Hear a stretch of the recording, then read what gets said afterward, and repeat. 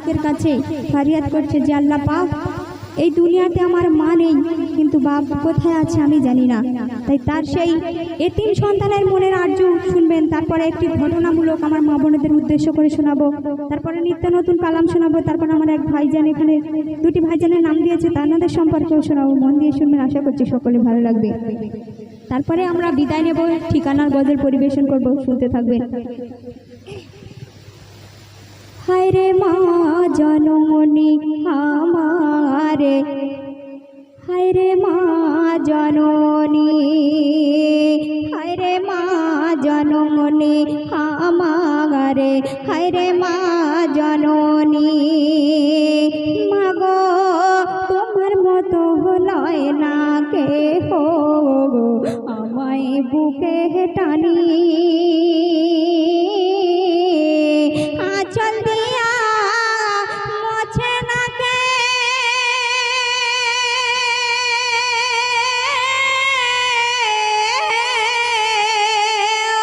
আঁচল দিয়া মোছে না কে আমার চোখের পানি। হায় রে মা জননী আমারে, হায় রে মা জননী। সেই এতিম সন্তান আরো কি বলছে, তাই সে লিখছে, চইলা গেলা কোনা জানায় আমায় নীলাহানা, পথে পয়রা কান্দি আমি নাই যে ঠিকানা।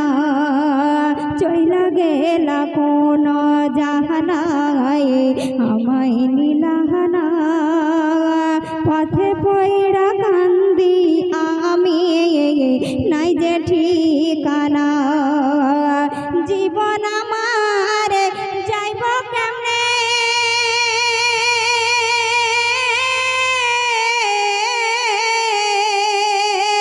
জীবন আমার যাইব কেমনে একটু ভাবনি।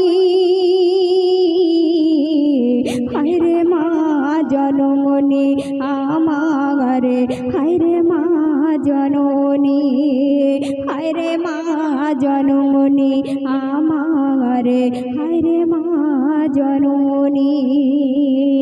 সেই এতিম সন্তান শেষ কথায় বলছে, অনাদরে কাটে মাগো আমার জীবনে, ভাগ্য দোষে রইল বাবা দূরেতে এখন। অনাদরে কাটে মাগো আমার জীবনে, ভাগ্য দোষে রইল বাবা দূরেতে এখন। তুমিও নাই বাবা নাই,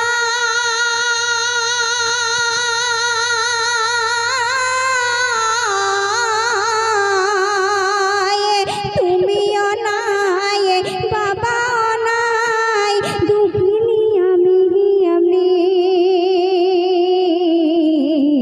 হায় রে মা জননী আমারে, হায় রে মা জননী।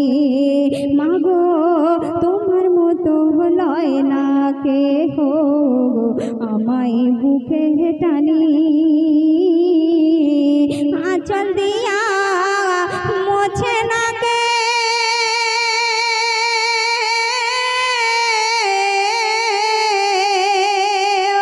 আঁচল দিয়া মোছে না কে আমার চোখের পানি। হায় রে মা জননী আমারে, হায় রে মা জননী, হায় রে মা জননী আমারে, হায় রে মা জননী। তো শুনেন